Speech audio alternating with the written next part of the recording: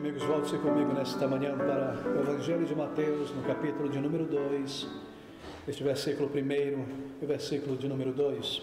Essas palavras de Mateus, capítulo 2, versículo 1: E tendo nascido Jesus em Belém da Judéia, no tempo do rei Herodes, eis que uns magos vieram do Oriente a Jerusalém, dizendo: Onde está aquele que é nascido rei dos judeus?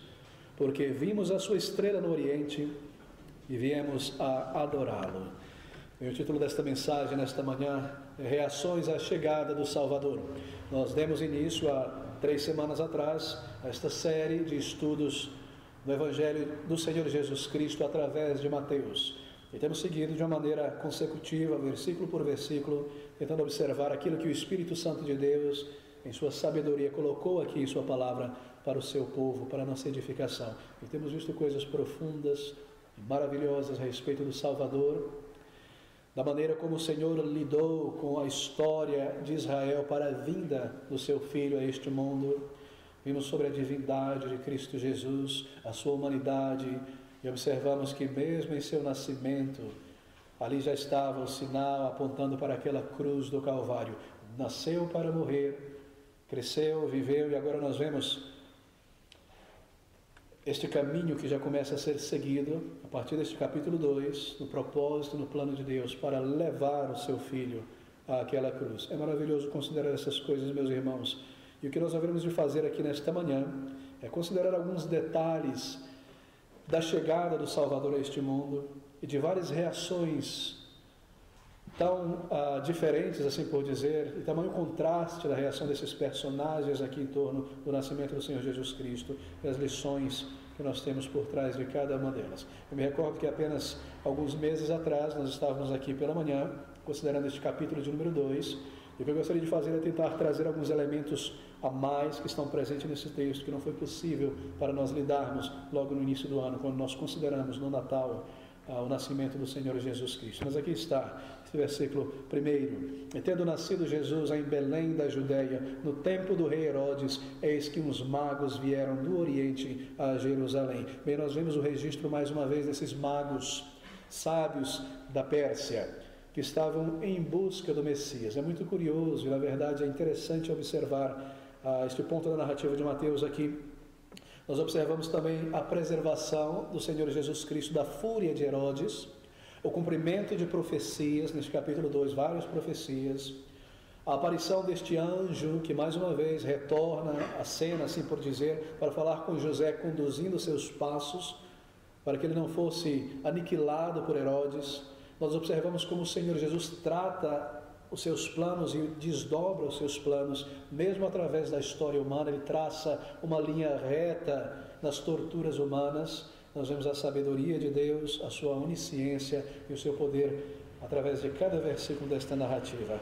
Bem, meus queridos amigos, eu não preciso recapitular isso mais uma vez, mas este é o maior de todos os eventos na história do universo. O nascimento do Senhor Jesus Cristo, apontando para a sua morte vicária na cruz do Calvário. As duas coisas estão ligadas, o Natal e a Páscoa, o nascimento e a morte do Senhor Jesus Cristo. Uma coisa não poderia existir sem outra, porque Jesus Cristo veio a este mundo para morrer.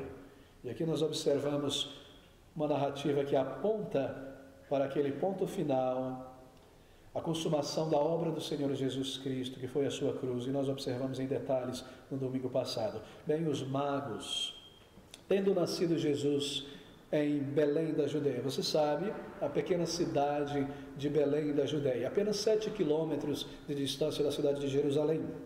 A cidade de Davi, onde Davi nascera, junto com seu pai, toda a sua família. Ali ele conhecera o Senhor Jesus Cristo, ali Davi pastoreara as suas ovelhas. Jerusalém, no período de Davi, pertencia aos Jebuseus, daí o nome Jebusalém, cidade dos Jebuseus, Jerusalém, fora tomada por Davi. Naquele mesmo lugar, naquela cidade, onde o templo posteriormente foi construído, aquele monte onde Jerusalém está, foi o mesmo monte para o qual o Senhor Deus, lá no início, enviou Abraão para que ele assim sacrificasse o seu filho Isaque, simbolicamente apontando para o Senhor Jesus Cristo. Posteriormente Davi tomando conta daquela região, então a construção do templo, a Arca da Aliança sendo trazido, e nós percebemos ao longo desses estudos a mão do Senhor conduzindo ao longo da história cada detalhe para a vinda, para o nascimento do Senhor Jesus Cristo. Deus como que preparando o berço, a nação, para a vinda do seu Filho amado e aquela cruz do Calvário que o esperava para ser o Salvador de seu povo. Nós lemos que José e Maria viviam em Nazaré. Em particular, na narrativa de Lucas, no capítulo de número 2, versículo de 1 a 5, nos é dito que um censo foi realizado por César Augusto. Todos sabem o que é um censo populacional, um momento em que o líder de uma região, aqui no caso o imperador, deveria contar o número de cabeças, o número de pessoas vivas, adultos, em cada uma daquelas regiões dominadas pelo Império Romano. Era um trabalho gigantesco a ser feito e levava pelo menos 2 a 3 anos, nos dizem os historiadores, para ser realizado estes censos. Isso era para ter uma ideia da quantidade de imposto que estava sendo cobrado daquelas nações, do número de publicanos a serviço, se eles estavam extorquindo, se eles estavam sonegando imposto ao império, também para contar a necessidade, calcular a necessidade de exército a ser enviado para essas regiões. Um censo envolve muitas coisas, e assim, cada homem e mulher naquelas regiões dominadas pelo Império Romano, e aqui em particular Israel, deveria descer ou subir para a sua cidade de origem, onde estava a sua família, onde estava o registro de sua genealogia, para registrarem diante dos censos. E nós vemos aqui, Lucas nos diz que José e Maria descem para Belém. Eles estavam morando em Nazaré.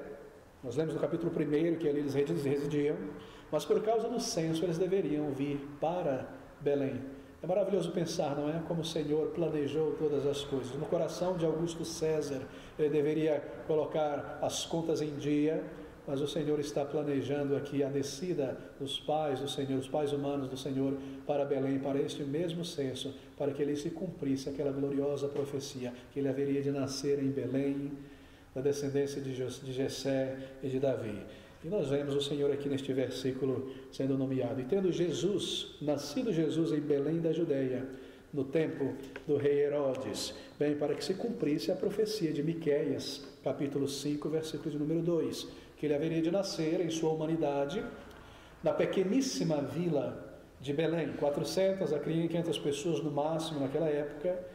Ele haveria de nascer ali, meus irmãos, mas existente desde a eternidade passada. O Deus eterno, como nós vimos, a segunda pessoa da Santa Trindade, deveria descer em sua própria personalidade e tomar um corpo e uma natureza humana para ter a sua humanidade nascida naquela pequena vila de Belém. Em Lucas capítulo 2, versículo 7, nos é informado que ele nasceria em uma estalagem. Se você marcar por alguns segundos este capítulo de Lucas, este evangelho, nós devemos voltar algumas vezes para ele. Mas no capítulo de número 2, versículo de número 7, algo interessante, porque nos é dito que ele haveria de nascer, e que ele nasceu em uma estalagem, e deu à luz, isto é, Maria, seu filho primogênito, e envolveu-o em panos, e deitou-o numa manjedoura, porque não havia lugar para eles na estalagem. Bem, o Senhor Jesus Cristo, ele nasceu em uma estalagem. E agora nós queremos demolir alguns mitos e alguns folclores trazidos pela tradição medieval católica para dentro da mentalidade protestante. Ele não nasceu em um curral, ele não nasceu em uma grande estrebaria, mas em uma estalagem. Você sabe que uma estalagem, um pequeno hotel, assim por dizer, não é a casa de uma pessoa que foi expandida com maior número de quartos, em um local onde animais, para aqueles hóspedes, deveriam ficar. Normalmente um andar inferior, ou um local adjacente à estalagem, onde animais de pequeno porte, como mulas e cavalos, poderiam ficar durante a noite, já que os seus donos estariam passando a noite na estalagem. Jesus não nasceu em um curral, nem uma estrebaria. Tudo o que nós lemos é que ele foi colocado em uma manjedoura, uma pequena caixa retangular, onde alimento seco, como palha ou feno para cavalos, jumentos, era colocado ali. Não nos é dito que ele nasceu no curral, mas que ele foi colocado em uma estalagem. A estalagem pertencia provavelmente, aquela manjedoura, pertencia a essa estalagem, certamente. E o proprietário dessa estalagem, por não ter quartos, nós lemos que não havia lugar, providenciou essa pequena manjedoura, certamente limpa, não com palha, porque você não colocaria um bebezinho recém-nascido sobre palha ou feno, com panos, havia um pano nessa estalagem certamente, tudo muito bem organizado, tudo muito bem limpo e higiênico, para que o Salvador pudesse ser alojado e os seus pais pudessem passar a noite ali. Nós lemos sobre os magos também. Tendo nascido Jesus em Belém da Judeia no tempo do rei Herodes, eis que uns magos vieram do Oriente a Jerusalém. Magos, astrólogos, na verdade, literalmente astrólogos. Eles eram membros de uma classe sacerdotal, uma classe acadêmica da Pérsia, aquela região entre o rio Tigres e Eufrates, aquelas civilizações muito antigas, não é? Babilônia, onde atualmente é o Irã e o Iraque. Um grupo de magos ou astrólogos, homens de alto conhecimento que pertenciam à classe sacerdotal e também uma classe acadêmica de estudiosos.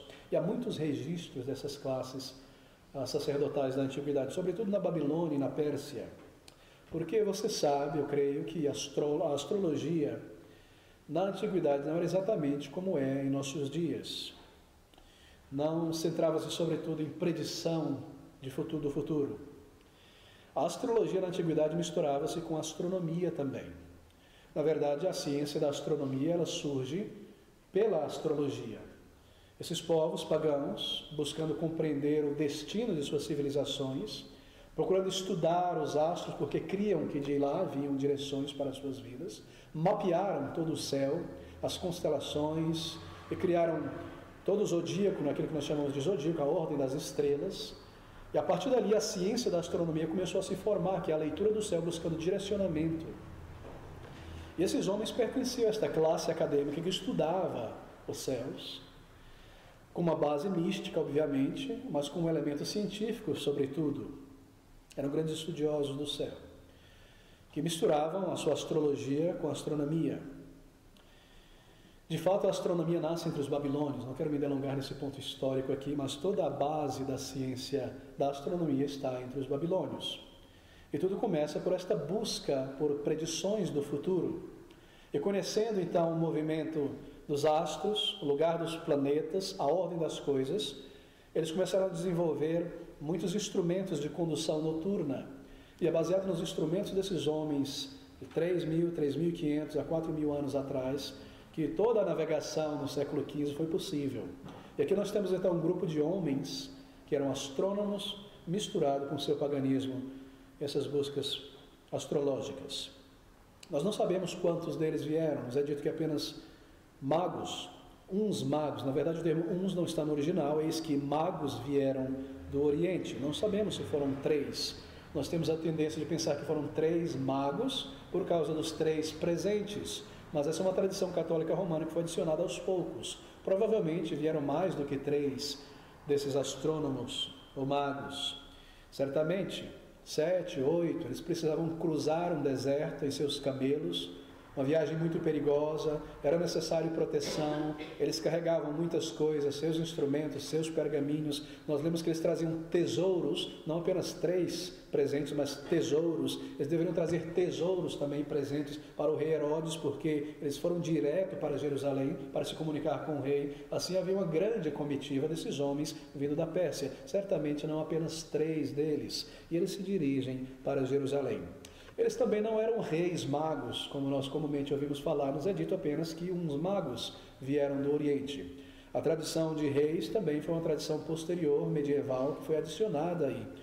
Eu creio que talvez isso acontecera porque a profecia do Antigo Testamento nos diz que reis se prostrarão diante do Senhor. Eu creio que de alguma maneira isso foi anexado à ideia dos magos, que eles eram reis magos, mas não eram reis possuindo o seu reinado, o seu séquito, e os seus países ou civilizações para reinar. Eram astrônomos, uma classe acadêmica religiosa da Pérsia, Babilônia, vindo em uma quantidade razoável para viajarem por tantos dias pelo deserto, e ali eles chegam, e ali eles são guiados. No entanto, em seus estudos na Pérsia ou Babilônia, considerando o céu, considerando as estrelas, considerando os planetas, lendo certamente o livro das principais religiões da época, conhecendo os egípcios e as religiões desenvolvidas ali, a Mongólia, que já estava ali presente com suas religiões místicas também, eles certamente conheciam a religião dos judeus. Sobretudo porque os judeus estiveram por muito tempo naquela região da Babilônia, como escravos, aprisionados, passaram muitos anos. Nós vemos que o período da deportação foi pelo menos 70 anos, muitos voltaram com Neemias, Naão e Esdras para a reconstrução do templo, mas muitos ficaram naquela região da Babilônia e Pérsia. Assim, os livros, a Torá, os profetas e tantas outras coisas permaneceu naquela sociedade e se tornou parte da livraria, assim por dizer, daquela civilização. E estes magos certamente conheciam muito a respeito da religião dos judeus e de uma promessa a respeito de um Messias que viria. De maneira que no meio dos seus estudos sobre estas questões, os seus estudos é interrompido pelo aparecimento de uma luminosa estrela no céu. E nós lemos isto no versículo de número 2, dizendo: onde está aquele que é nascido rei dos judeus? Porque vimos a sua estrela no Oriente e viemos a adorá-lo. Estando ainda no Oriente em relação a Jerusalém, que está no Ocidente para eles e Oriente ainda para nós, estando lá em sua pátria, em sua nação, eles conseguiram olhar para o Ocidente, estando no Oriente, e ver uma estrela naquela direção que se movia, um sinal que os conduzia. É algo extraordinário pensar sobre isso, porque essa é uma estrela incomum, uma estrela realmente extraordinária, uma estrela sobrenatural, diferente das demais estrelas ordinárias. Não há como tentar confirmar, como alguns historiadores têm tentado, dizendo que há um registro do aparecimento de uma grande estrela no Oriente em tal século, e que aquela estrela registrada em certos documentos históricos, essa estrela do Evangelho de Mateus. É impossível realmente declarar, eu creio que não há nenhuma base para isso, qualquer que seja. Essa é uma estrela remarcável, essa é uma estrela, um ponto de luz, assim por dizer, incomum. Os magos, meus amigos, eram familiares com o Antigo Testamento. Nós aprendemos que eles conheciam muito sobre a literatura judaica. No livro de Daniel nos é dito sobre isso. As escrituras do Antigo Testamento tinham um lugar em sua cultura, e no meio dos estudos sobre a literatura judaica, a palavra de Deus, nós cremos que estes estudiosos foram conduzidos por Deus. Deus permitiu que eles chegassem em seus estudos a essa informação a respeito do Messias. E nós podemos como que imaginar aqui eles se reunindo e chegando a esta conclusão sobre este ponto na profecia dos judeus, de que os judeus esperavam por um grande Messias que viria como Salvador daquela nação. E Deus permitiu que aqueles homens chegassem a este ponto de estudo, a esta conclusão. E assim Deus, então, envia esta estrela como um sinal. Nos é dito isso no Antigo Testamento, que um sinal viria.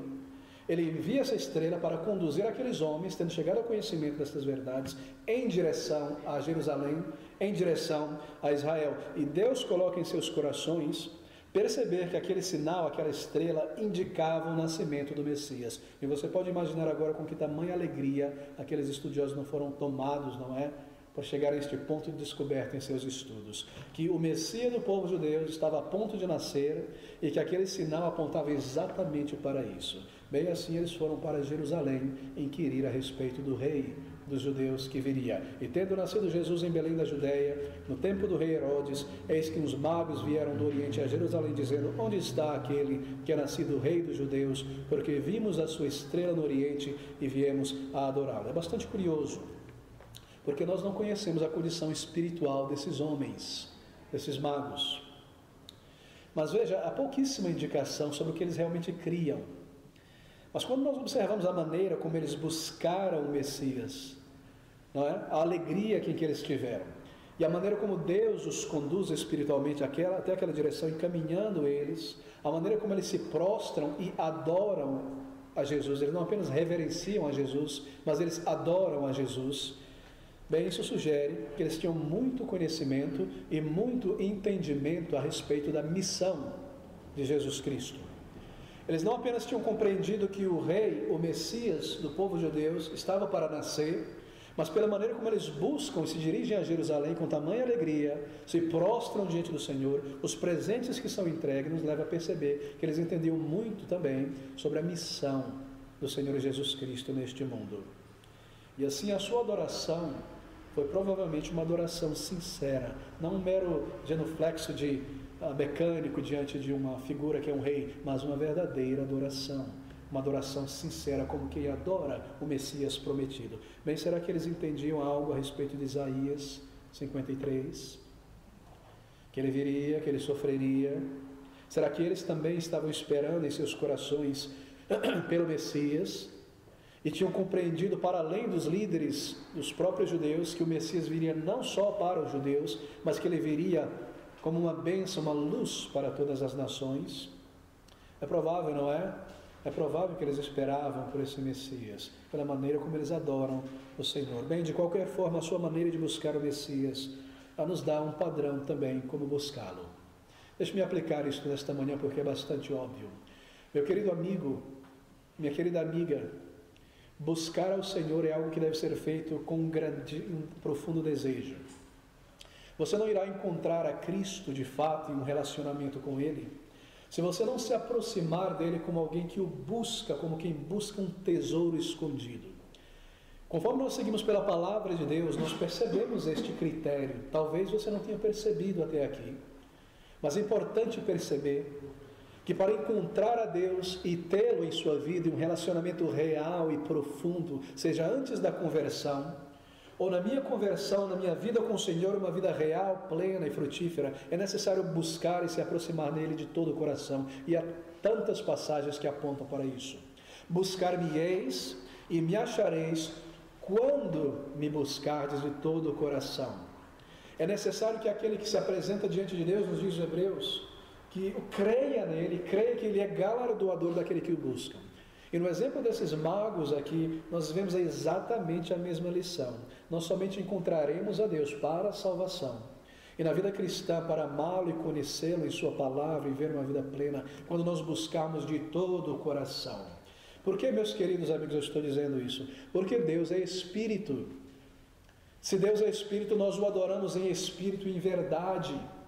Assim, se você vem de domingo após domingo para a igreja, e tua mente está dormente, e somente o teu corpo está aqui, você não está adorando a Deus em Espírito, porque a mente é o palácio do Espírito. Deus é Espírito, nós o adoramos com a mente desperta e um coração desperto, bebendo da sua palavra, orando ao Senhor, desejando vivê-la. Se eu estou aqui meramente com o meu corpo e a minha mente está nas minhas panelas, no macarrão que eu vou fazer para os netos, o que é que eu vou fazer? Eu não estou buscando a Deus. É melhor que eu fique na minha cama e não desonre a Deus em sua casa. E que eu ore a Ele e clame a Ele: Senhor, me ajuda a te buscar de todo o coração, a te adorar de todo o meu entendimento. E nós vemos esse padrão na busca desses magos. Nós buscamos a Deus em espírito e em verdade, e tudo que nós fazemos a Ele, nós fazemos em espírito e em verdade, porque Deus é espírito. De outra maneira, nós nos tornamos pagãos, adorando a Deus com o corpo e com os lábios. Assim, se você está buscando a Deus para a salvação, deve ser buscado com urgência. E se você deseja crescer, e deve crescer, a tua mente, a tua alma e o teu coração devem estar juntos na adoração do Senhor. Seja lendo a palavra de Deus em casa, seja orando ao Senhor, seja pensando sobre a vida e buscando direção do Senhor para como viver. Deus é Espírito e importa que aqueles que o adorem, nós adoramos a Deus em nossa vida diária, uma vida voltada para o Senhor. Nós adoramos a Deus nesse segundo departamento, reunidos como igreja, aqueles que o adorem em espírito e em verdade. Bem, o comportamento desses magos tocam os nossos corações, não é? Porque homens como esses, de uma outra civilização tão distante do povo de Israel, chegaram a este ponto de conclusão, estudando a palavra de Deus, ao ponto de se lançarem numa jornada através daquele deserto em busca do Messias e adorá-lo de fato e o buscá-lo de fato. Como nós somos tocados por pessoas que não faziam parte do povo de Deus e foram conduzidos e abençoados desta maneira. E há tantos exemplos, não é? O etíope, o eunuco, nós lemos sobre Naamã e nós lemos sobre tantas outras pessoas. O coração, o âmago, a mente deve estar desperta, envolvida em tudo o que nós fazemos no serviço do Senhor. Se eu estou buscando a Deus para a salvação, eu devo buscá-lo de todo o coração. Buscar-me-eis e me achareis quando me buscardes de todo o coração. E nós aprendemos algo sobre o padrão destes magos ao buscarem o Senhor. E nós lemos no versículo 3 que eles chegaram então a Jerusalém. E o rei Herodes, ouvindo isto, eu leio Mateus capítulo 2, versículo 3, Herodes, ouvindo isto, perturbou-se, e toda a Jerusalém com ele. Bem, este é Herodes o Grande. Ele não deve ser confundido com Herodes do período do Senhor Jesus Cristo em sua vida adulta e ministério. Aquele é um outro Herodes. Aquele é o filho, na verdade, deste Herodes o Grande. Você talvez já tenha lido muito a respeito dele. Governou Israel entre o ano 37 ao ano 4 para os romanos. Nós sabemos que o Senhor Jesus Cristo nasceu antes do ano 4, porque Herodes morre no ano 4. Nascera durante o reinado de Herodes, o Senhor Jesus. E após a sua morte, o território de toda Israel que estava na mão dele é agora dividido entre os seus 4 filhos: Arquelau, Filipe, Herodes o tetrarca e o mais novo. Este é Herodes o Grande, das grandes construções, por isso Herodes o Grande, não é? Construções imensas em Israel. Aquele grande aqueduto em Cesareia, na beira do mar Mediterrâneo, ele está em pé lá. O forte de Massada, junto ao Mar Morto, para onde aqueles judeus fugiram na destruição no ano 70, e tantas outras construções. Este é o Herodes do templo de Herodes. Não que ele tenha construído o templo, é construído por Neemias, Esdras, mas que ele construiu, já que o templo estava numa espécie de um morro, aquelas paredes em volta e aterrou, fazendo aquele espaço para os gentios, não é? Aquela entrada magnífica, aquelas colunas e tudo mais, o lugar onde o Senhor Jesus Cristo pregaria tantas mensagens, estaria ele curando. Este é o Herodes, o Grande, é sobre ele que nós estamos considerando aqui. Mas Herodes também foi conhecido como um homem extremamente violento e de grande ciúme. E uma vez que ele ouve a respeito de um menino que haveria de nascer como rei em seu reino, bem, então ele se determina a matá-lo, a aniquilar estas crianças. Ele não cria nas profecias. Ele era um judeu, conhecia as profecias, fora criado no conhecimento da lei de Israel, mas ele não cria na vinda do Messias. Tudo o que lhe importava era a preservação do seu reino e do seu poder. E assim nós lemos no versículo 3, que Herodes, ouvindo esta notícia dos magos, perturbou-se, e com ele toda a Jerusalém. Nós não sabemos o que toda a Jerusalém aqui significa, se foram apenas os principais, sacerdotes, escribas, ou se foi literalmente todos os cidadãos de Jerusalém. Nós não sabemos. Mas por que eles haveriam de perturbar-se? Bem, a razão é que nenhum povo sob o domínio do Império Romano, não é, sobre a Pax Romana, a paz forçada estabelecida pelos romanos, poderia ter um rei. Rei era César. Nenhum povo poderia ter o seu rei autônomo. E assim, quando a conversa de um rei judeu começa a se espalhar pelos magos, muitos temeram então uma insurreição entre outro povo. E os líderes, tanto o sinédrio quanto os sacerdotes no templo, tinham grande medo de que os romanos tirassem o seu poder e o seu cargo e dessem a outros. Os romanos permitiam que cada uma das nações sob o seu domínio tivesse e mantivesse a sua própria religião. Eles não impunham a religião romana, a adoração de César como Deus e os deuses gregos romanos. Sabiamente, eles sabiam que mexer com religião era mexer com caixa de abelha. Assim, eles permitiam que os povos tivessem suas religiões, mas não um rei. E assim, a notícia de um rei que haveria de nascer entre os judeus era uma afronta contra César, e aqueles líderes temeram a ressurreição do povo. E um povo supersticioso como aquele, como o judeu, bem, então nós lemos que muito medo e muita preocupação se espalha por toda parte. É claro, aqueles líderes também estavam muito ofendidos de que gentios, persas, babilônios viessem a eles, falar para eles, ensinar-lhes sobre o seu próprio rei. Era um povo de um ego absurdo. Assim a cidade se perturba. No versículo de número 3, e toda Jerusalém se perturba com ele. Versículo 4, e congregados todos os principais sacerdotes e os escribas do povo, perguntou-lhes onde havia de nascer o Cristo. Muito curioso, porque aqui estão agora reunidos no versículo 4, aqueles que seriam os maiores antagonistas do Senhor Jesus Cristo em todo o seu ministério, os principais sacerdotes, os escribas do povo, e entre esses estão obviamente os fariseus e os saduceus. Mas apesar da incredulidade deles, eles sabiam onde o Messias haveria de nascer. No versículo 5 nós vemos que eles respondem a Herodes dizendo que em Belém da Judéia, porque assim está escrito pelo profeta, e tu, Belém, terra de Judá, de modo nenhum és a menor entre as capitais de Judá, porque de ti sairá o guia que há de apacentar o meu povo Israel. Eles estão citando o profeta Miqueias, no capítulo 5, versículo 2. Mas é curioso que eles deixam de fora em sua citação metade do versículo de Miqueias 5, 2, que fala sobre a eternidade, a divindade do Senhor Jesus Cristo, cujas raízes ou entradas são desde a eternidade. Mas o mais chocante, meus queridos, é lermos aqui que Herodes irá enviar estes magos em direção a Jerusalém, junto com os Herodes, junto com os líderes, haverão de enviar os magos, mas eles próprios não vão com os magos. Não é interessante? Eles não acompanham. Eles não parecem estar interessados no rei dos judeus. O cumprimento de uma profecia, coisas incríveis acontecendo, a cidade se perturbando, nem mesmo uma comitiva de Herodes, um soldado sequer, um escriba, um membro do sacerdócio é enviado com aqueles magos para averiguar. Eles não se importam em acompanhá-los até Belém. É um clero descrente. Eram profissionais da religião. E como é comum ver essas coisas em nossos dias. Profissionais da religião, muito preocupados com a estrutura e o império religioso em que estão construindo, mas sem nenhuma gota de Espírito em seus corações, da obra do Espírito Santo, isso quer dizer. E estes homens aqui representam exatamente esse tipo de atitude. E no versículo 7 nós lemos que Herodes, então, chamando secretamente os magos, inquiriu exatamente deles acerca do tempo em que a estrela lhes aparecera. Bem, por que ele se interessou? Ele queria saber a idade do menino naquela época. Quando foi que essa estrela apareceu? 3 meses, 6 meses, 2 anos atrás? Seu desejo era calcular o tempo do nascimento do menino para poder enviar uma comitiva de soldados para eliminá-lo. Ele não cria no Messias. Ele não cria nas Escrituras. Ele não esperava o Messias. E assim, uma notícia de que um rei prometido haveria de nascer era uma grande afronta ao seu próprio reino.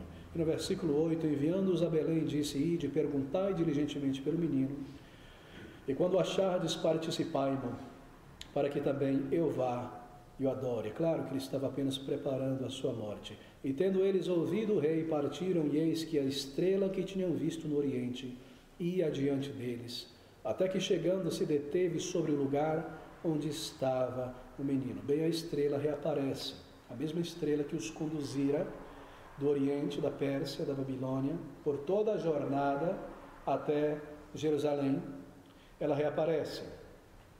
E se torna óbvio agora que aquela estrela ela não estava, assim por dizer, no espaço sideral, distante, junto com as demais estrelas.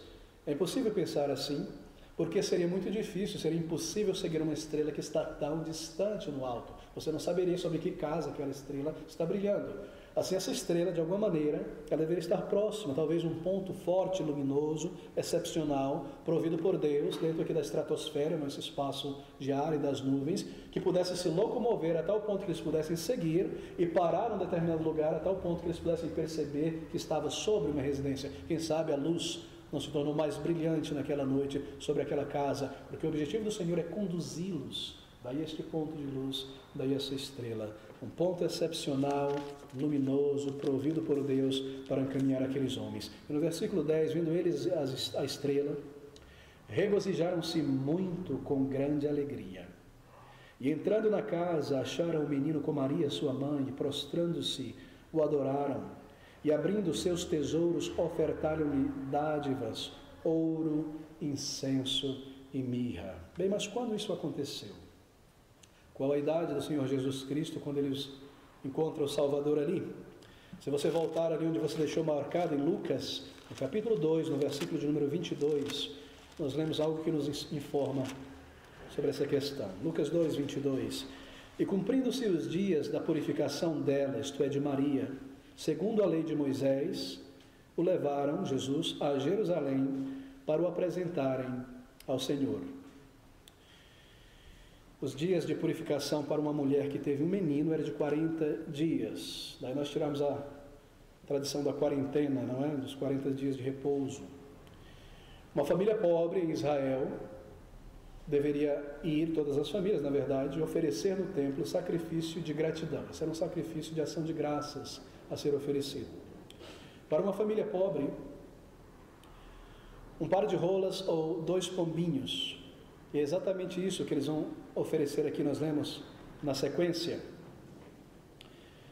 Uma pessoa de uma classe mais abastada ofereceria um novilho, ou um bezerro cevado, preparado, limpo, na verdade.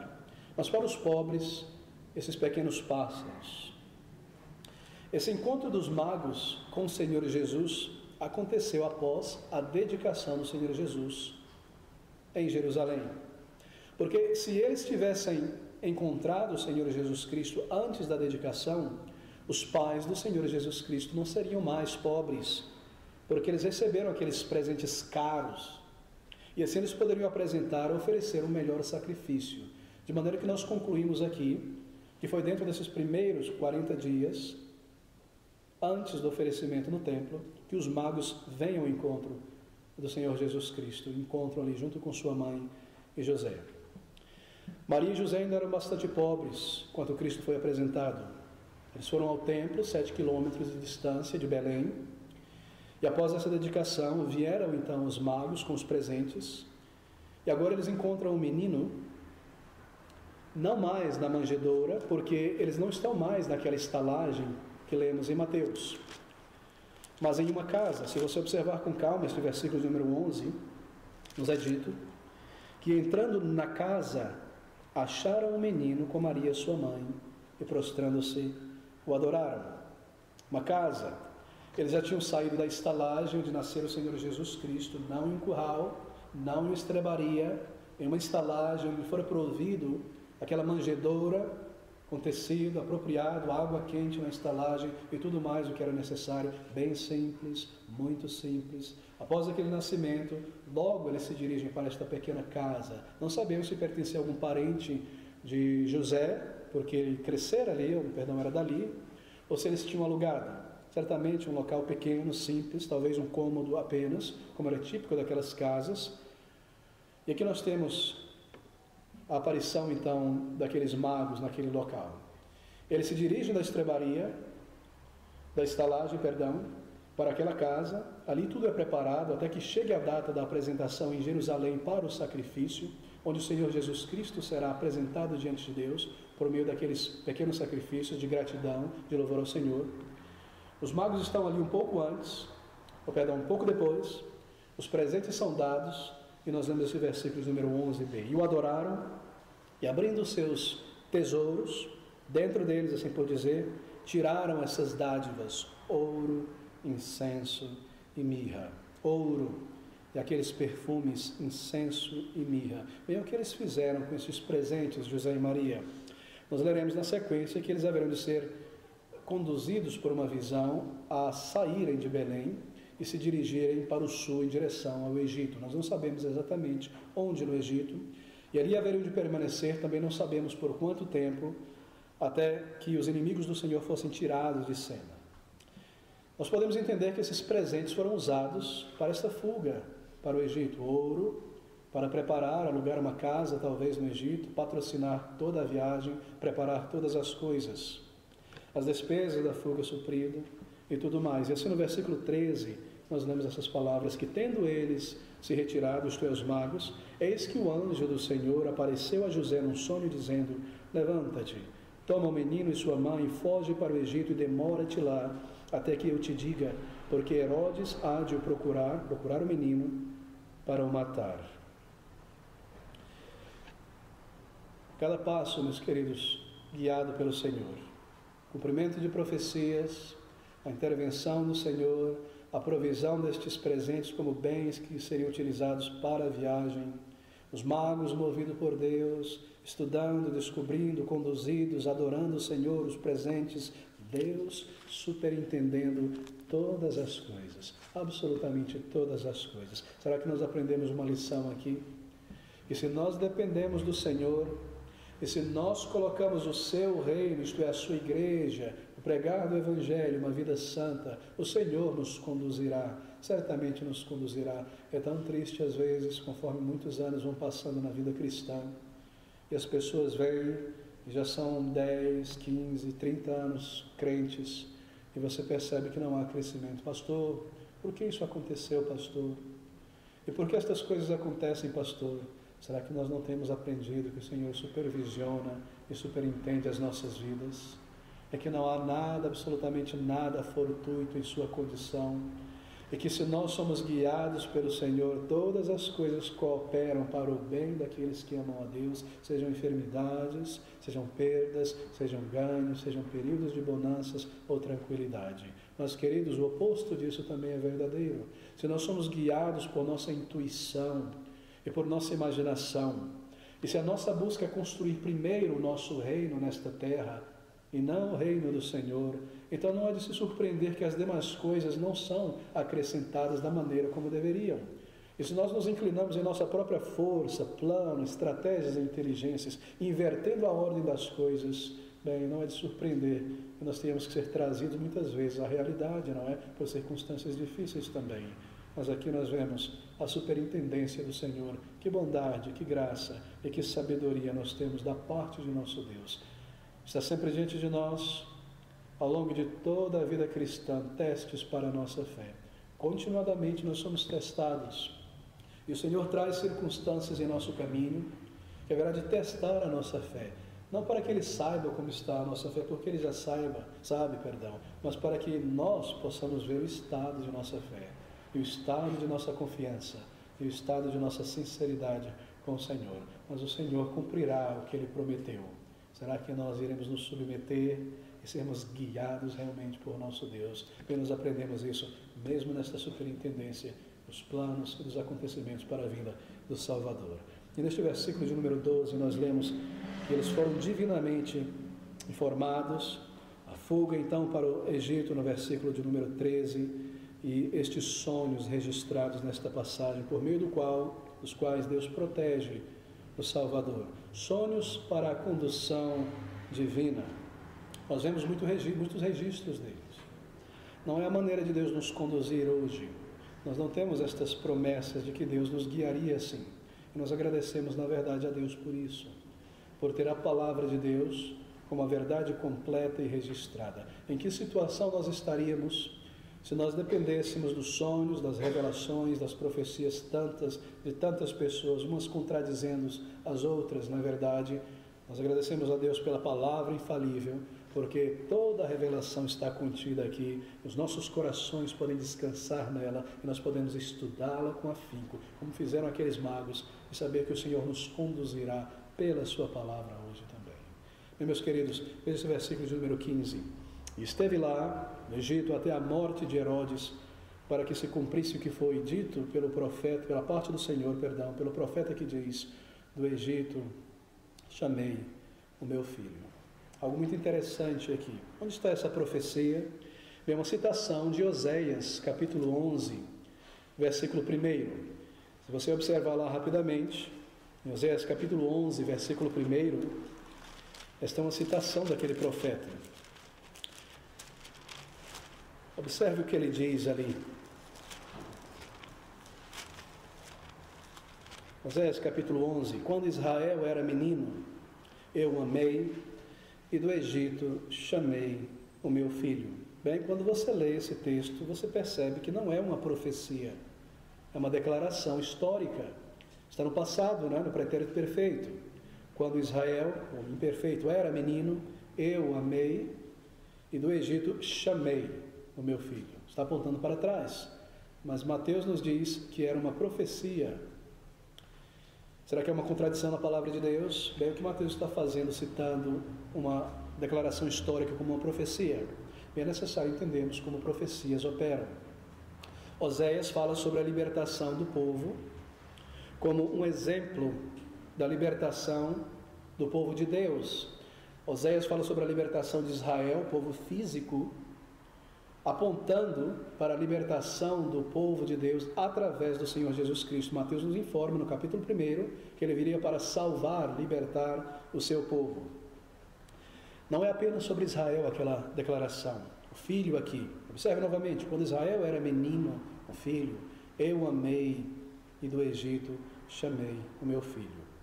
Isso se refere àquela semente, aquela profecia, aquela promessa dada desde o jardim, quando Deus dirigiu aquela promessa a Eva, que da sua descendência, da sua semente, viria o Messias. Nós já observamos em estudos anteriores que essa mesma promessa foi repetida então a Abraão, da sua descendência, está no singular, apontando para o Senhor Jesus Cristo, então repetida a Moisés, que da sua raiz, da sua descendência, viria o Salvador. E nós vemos então Mateus iniciando o seu texto, no capítulo 1, exatamente com este ponto, com a genealogia do Senhor Jesus Cristo, levando-o de volta a Davi e levando-o de volta a Abraão.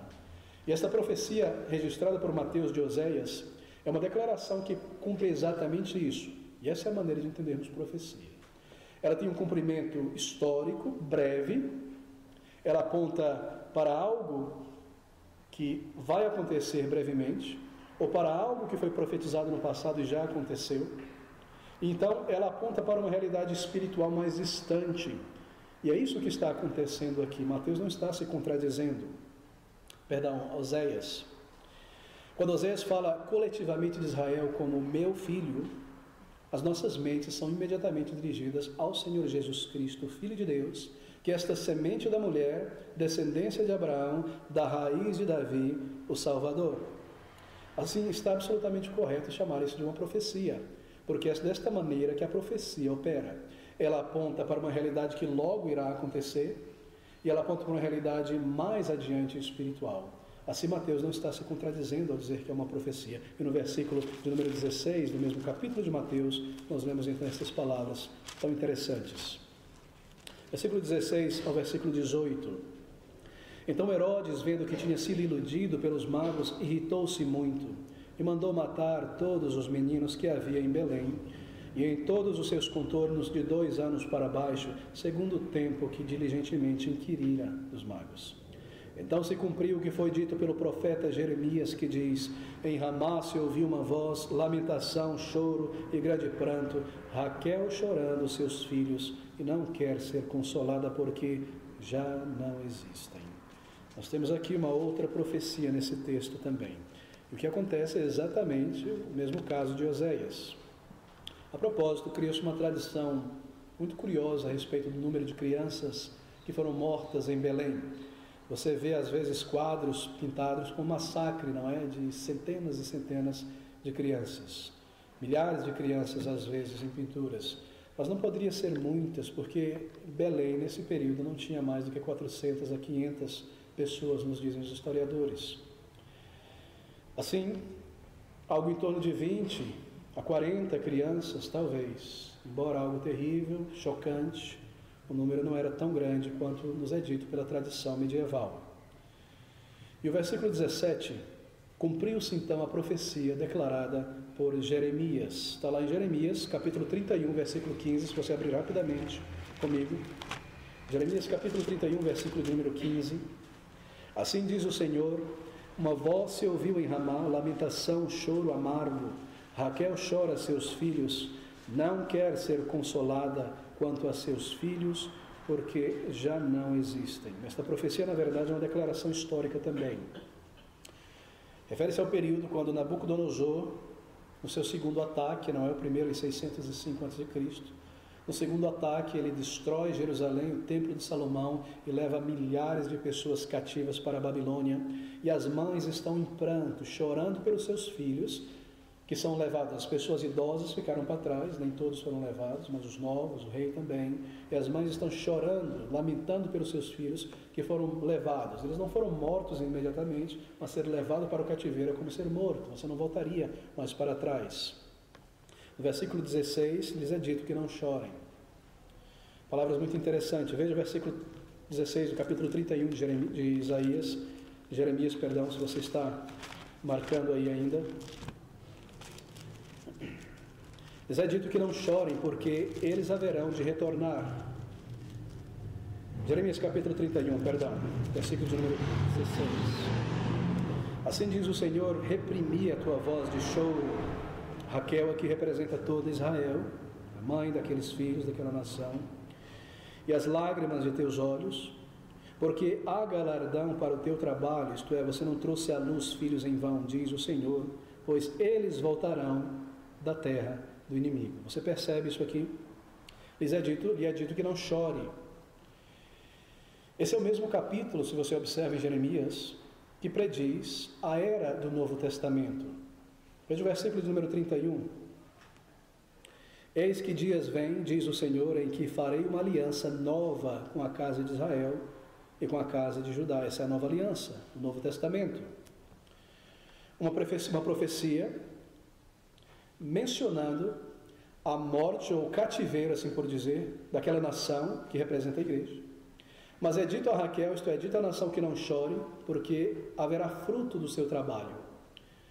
Mateus toma essa profecia inspirada pelo Espírito, e você volta imediatamente para Mateus capítulo 2, e ele diz, no versículo 17: então se cumpriu o que foi dito pelo profeta Jeremias, que diz: em Ramá se ouviu uma voz, lamentação, choro e grande pranto, Raquel chorando os seus filhos, e não quer ser consolada porque já existem. Você percebe a morte de muitas crianças em Belém.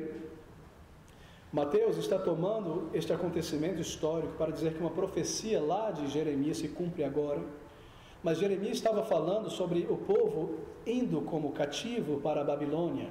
Será que há alguma contradição? Não, mais uma vez é assim que uma profecia opera. Uma declaração histórica, profética, haverá de ser cumprida em pouco tempo, então haverá de ser cumprida espiritualmente em um tempo mais distante. Lhe é dito que não chore, mas aqui em Mateus não é dito, porque aqui está sendo cumprido. Porque o menino não foi morto em Belém, e haverá fruto, e milhões de pessoas serão salvas, e a igreja não será destruída. É exatamente isso que ele está dizendo nestas palavras. Esses dois exemplos de Oséias e Jeremias são exemplos de como Deus preserva a semente santa. A mesma promessa lá de Gênesis capítulo 3, versículo de número 15, para que o Messias viesse. E como o próprio Messias seria preservado quando chegasse ao mundo. Nós estamos vendo aqui em primeira mão o cumprimento de profecias. E como essas profecias operam, e aqui está a chave para a interpretação de profecias. Deixa-me usar aquela velha ilustração. Você pensa sobre um avião, não é? E ali está aquele avião com suas rodas no chão. Ele começa a andar. A profecia declarada da parte do Senhor pelo seu profeta. Ele está andando, em pouco tempo lá na frente a profecia irá se cumprir. Mas de repente aquele avião toma voo. A profecia será cumprir também em medida completa lá na frente espiritualmente. É mais ou menos essa a ilustração. Todas as vezes que nós lemos profecias no Antigo Testamento sobre Israel, ela está apontando também para a igreja, para o Messias, para o povo de Deus, porque Israel é uma figura da igreja. É de singular importância nós mantermos isso em mente. Há um movimento chamado dispensacionalista, que surge em meados do século XIX, que criou uma divisão tremenda na palavra de Deus. E nos é dito desde então que tudo o que está no Antigo Testamento pertence somente aos judeus. E que a igreja ela nasce no Novo Testamento, mas a igreja não nasce no Novo Testamento. Nós temos a igreja desde sempre. Nós temos pessoas salvas no Antigo Testamento. Nós temos o crente Abraão, a crente Sara, o crente Davi, o crente Samuel. E eles são a igreja do Senhor Jesus Cristo. E eles se unem a nós, e nós nos unimos a eles, na pessoa do Senhor Jesus. Eles olhavam para frente, crendo no Messias, foram salvos pela fé no Messias. Quando o Senhor Jesus Cristo vem e derrama o seu sangue precioso, aquela fé é autenticada, assim por dizer, validada pelo cumprimento, e eles são salvos pela fé. E nós olhamos para trás, para o Messias que já veio, pela mesma fé, e somos salvos pela fé no seu sangue precioso. Assim a igreja está ali desde sempre. É claro que ela toma uma forma visível ali no dia de Pentecostes, quando a bandeira da igreja de Israel desce, uma vez que a igreja estava sobretudo no Antigo Testamento centrada somente em Israel. E agora, com o espalhar da igreja pelo mundo inteiro, a bandeira da igreja judaica gentia sobe ao mastro. Assim, não deixe que ninguém te roube o Antigo Testamento, ele pertence à igreja do Senhor Jesus Cristo, porque a igreja está ali em figuras, e o Messias também. Muito bem, queridos, há uma fúria, não é contra o Messias, todo esforço para apagá-lo de cena, mas ele deve ser preservado, e ele deve crescer, ele deve demonstrar o seu poder, ele deve pregar e curar pessoas, mostrando a sua divindade, perdoar pecados, até ele chegar à cruz do Calvário, e nada poderia impedir o fluxo de eventos que nós vemos aqui. Ele deve sofrer e morrer e pagar pelo preço da salvação do seu povo, porque o seu nome é anunciado no capítulo 1, versículo 21, como nós lemos, e ele salvará o seu povo de seus pecados. É exatamente isso que está acontecendo em toda esta narrativa. Nós não temos meras curiosidades históricas aqui, mas nós temos a obra de Deus através destas coisas sendo cumpridas. Bem, há um propósito. Você se recorda daquele texto de Apocalipse capítulo 12? Mais uma chave de interpretação, muito importante nós lidarmos com isso nos poucos minutos que temos. Apocalipse também é um livro simbólico, que de certa forma é um livro profético também. No capítulo de número 12, eu não lerei, você se recorda que é uma narrativa sobre a mulher que está a ponto a dar à luz. E neste versículo, o nascimento do Senhor Jesus Cristo é anunciado, o crescimento, a morte, a ressurreição do Senhor Jesus. Do momento do seu nascimento, o seu crescimento, até a sua morte e a sua ressurreição, está presente na narrativa do capítulo 12 de Apocalipse. Por quê? Porque Apocalipse são visões que se repetem. Nunca pense sobre Apocalipse como uma linha, algo linear, uma coisa após a outra. João está na ilha de Patmos, ele olha para o céu, ele começa a ver visões. São 7, elas se repetem. Cada uma dessas visões inicia-se com a vinda do Senhor Jesus Cristo, sua morte e ressurreição, até o final dos tempos, com o retorno do Senhor Jesus. Todas as 7 visões, todos os 7 círculos fazem a mesma coisa. No capítulo 12 nós temos mais uma dessas visões, que como um círculo haverá de cobrir toda a história. Nos é dito logo no início que a mulher estava grávida de um filho. Esta é a igreja do Antigo Testamento. O Senhor nasceria da igreja, ele viria ali. E nos é dito que Satanás se põe a postos para lançar água de sua boca, assim por dizer. Água significa as culturas humanas, o poderio humano, para engolir, para matar esta criança, para trucidar essa criança. E ela dá à luz, a igreja dá à luz. O Senhor Jesus de fato nasce, e o Salvador era tirado, é protegido. E nós vemos isso se cumprindo exatamente aqui no livro de Mateus. Tudo aquilo que nos é dito. Ele haverá de sofrer e morrer, na sequência do capítulo, e de ressuscitar. E a igreja será preservada por algum tempo. E esse é o período que nós estamos vivendo, este deserto, esse período de tempo. O período do Evangelho, chamado milênio. Até que o Senhor Jesus volte em glória e majestade. No último dia, uma única volta, uma volta final. Estas coisas estão acontecendo historicamente com personagens reais diante dos nossos olhos. E é algo maravilhoso saber que você e eu nesta manhã estamos incluídos aqui, e que o Senhor Jesus Cristo irá voltar, e que Ele nos chamou, e que a sua obra se cumpriu em nossas vidas. Fomos salvos, batizados em seu nome, e agora esperamos o retorno do mesmo Salvador que veio como menino, que foi preservado, o Senhor Deus interagindo com a história humana para cumprir o seu propósito, cumprindo agora em minha vida, na vida da igreja, o seu propósito, e nada irá nos separar de suas mãos, e Ele irá cumprir o seu propósito. Meus queridos irmãos, o Senhor irá salvar milhões de pessoas. Ele irá usar homens e mulheres, instrumentos humanos, porque Deus salva usando instrumentos humanos para levar o seu evangelho. Mas será que nós perderemos a bênção de sermos instrumentos? Ele irá cumprir. Se o povo de Israel não louvar ao Senhor Jesus Cristo quando ele entra em Jerusalém, as crianças irão. Se as pessoas não se converterão, Deus trará filho das pedras, como diz João Batista.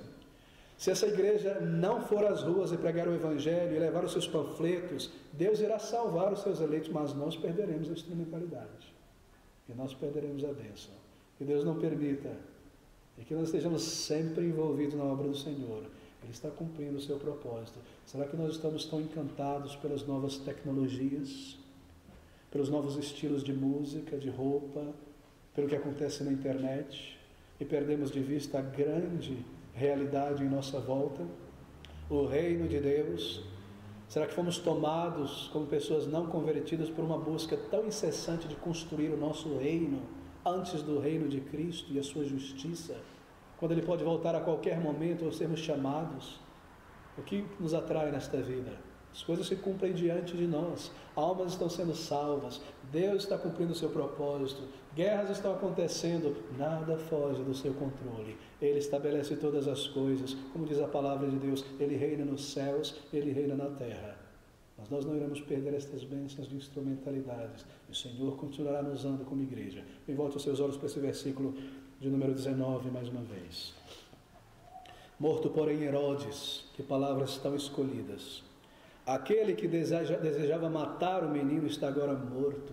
Morto, porém, Herodes, eis que o anjo do Senhor apareceu num sonho a José no Egito, dizendo: levanta-te, toma o menino e sua mãe, vai para a terra de Israel, porque já estão mortos os que procuravam a morte do menino. Nada irá impedir o plano do Senhor. E às vezes nós paramos para pensar sobre certos homens, líderes em toda parte, não é? Com um ego tão absurdo e chocante. Agem como se não houvesse um Deus no céu e um trono de julgamento. Corrompem, são corrompidos. E aqui nós lemos sobre este grande Herodes. Se você se recorda da maneira como ele morreu, é surpreendente, não é? Morto aquele que buscava. Meus amigos, isso deve causar temor em nossos corações, de orarmos por essas pessoas que têm poder sobre a sociedade, para que eles se recordem que há um juiz acima deles, a quem eles deverão prestar contas um dia. Morto, porém, Herodes, versículo de número 20, o anjo do Senhor aparece, dizendo: levanta-te, toma o menino, vai-te para a terra de Israel, porque já estão mortos os que procuravam a morte do menino. Então ele se levantou, tomou o menino e sua mãe e foi para a terra de Israel. E ouvindo que Arquelau reinava na Judéia, no sul de Israel, em lugar de seu pai Herodes, receou ir para lá, voltar para a Judéia, para Belém, e avisado num sonho por divina revelação, foi para as partes da Galileia, e chegou e habitou numa cidade chamada Nazaré. Nos parece que é a primeira vez que eles estão chegando em Nazaré, pela maneira como é colocada as palavras. Mas nós já lemos no capítulo 1 que eles moravam lá, que eles viviam lá, que o anjo do Senhor aparece a Maria em Nazaré, para que se cumprisse o que foi dito pelos profetas, mais de um, ele será chamado Nazareno. Mas algo curioso aqui, porque você procura por essa profecia, e procura, e vai na chave bíblica, pesquisa na internet, e revira as tuas notas, e você descobre que essa profecia não existe na Bíblia. Observe novamente: chegou e habitou numa cidade chamada Nazaré, para que se cumprisse o que foi dito pelos profetas, ele será chamado Nazareno. Não há uma profecia que diz especificamente: ele será chamado Nazareno. Aqui está, pastor, uma contradição na Bíblia. Já lhe confrontaram assim? O tempo todo somos confrontados, não é? Veja essa Bíblia, cheia de contradição, cheia de erro, cheia de coisas. Não, meu querido, não contradição. Diferenças. Não há uma profecia em que ele é chamado de um Nazareno, mas há muitas profecias no plural, por muitos profetas, como é mencionado aqui, que diz que ele seria desprezado, renegado, humilhado, rejeitado. E todas essas profecias se referem a ele ser chamado Nazareno, porque pode alguma coisa boa vir de Nazaré? Você percebe? É exatamente isso. Você se recorda, tenho certeza, que Nazaré era uma vila desprezada pelos judeus. Com Salomão, Israel foi dividido em duas partes por causa de sua idolatria. O norte, chamado de Israel, o sul de Judá, a capital do norte em Samaria, ou Samaria, a capital do sul em Jerusalém. Toda aquela influência assíria, pagã, depois grega e egípcia no norte, a corrupção da religião entre os samaritanos. E quanto mais ao norte uma cidade em Israel, mais pagã ela era aos olhos de quem vivia em Judá. Daí pode alguma coisa boa vir de Nazaré. Revoltas tantas se levantaram na Galileia e naquelas regiões. Possuía-se uma má reputação. Próximo a Galileia passava-se aquela via maris, aquele caminho que ligava a Europa com a Ásia e com o Egito. Por ali muito transporte, muitos ídolos, muito comércio era feito. Assim, na mentalidade do povo de Jerusalém, aquela região do norte da Galileia, sobretudo Nazaré, naquele monte, todas aquelas partes eram regiões misturadas, sincréticas, pagãs. E há muitas profecias dizendo que ele seria rejeitado, desprezado, como alguém vindo de Nazaré. E é exatamente o que está acontecendo aqui. Um apelido, um título dado a uma pessoa como Nazareno quer dizer um desprezado, um desprezível. É o que está acontecendo aqui nesse versículo de número 23. Pelos profetas, ele será chamado, intitulado de um Nazareno. Alguém desprezado, Jesus de Nazaré. Fala sobre a sua humilhação, fala o que ele sofreria por nós. Bem, é um capítulo fascinante sobre o nascimento do Senhor Jesus Cristo, o cumprimento de tantos eventos aqui, profecias, os 3 presentes dos magos, como nós lemos. Aqueles 3 presentes, nós não tivemos tempo de considerá-lo com calma. Ouro, falando da sua glória e majestade, não é? Aqueles perfumes incensários, falando sobre a sua divindade, o seu sacerdócio, tudo apontando diante do menino. A adoração sincera dos reis magos. Cada presente um significado apropriado para o Senhor Jesus. Mirra, aquele elemento tão amargo que apontava para a sua dor, para a sua morte no Calvário, para aquele momento quando ele levaria sobre si mesmo o pecado de seu povo, aquelas grandes gotas de sangue no Getsemane. Aqui estão 3 símbolos: sua realeza, seu ofício sacerdotal, o incenso. Somente o sumo sacerdote entrava no Santo dos Santos e com incenso. Então, a mirra prefigurando a sua morte, misturada com aquele vinho que lhe foi dado na cruz. Seu ofício real, descendente da tribo de Davi, rei, para isso nasceu, Apocalipse capítulo 19, versículo 16, Rei dos reis, Senhor dos senhores, rei em dois sentidos, rei no coração do seu povo, ele reina e governa, ele domina sobre a sua igreja e reinará sobre os seus inimigos quando ele voltar para tomar de volta o poder temporário que ele emprestou aos homens. Em relação ao seu povo, seu reino espiritual. Ele reina em nossos corações, ele tem domínio neste mundo. Todas as vezes que o seu Espírito opera em nós e a velha natureza é subjugada, ele é Senhor em nossas vidas.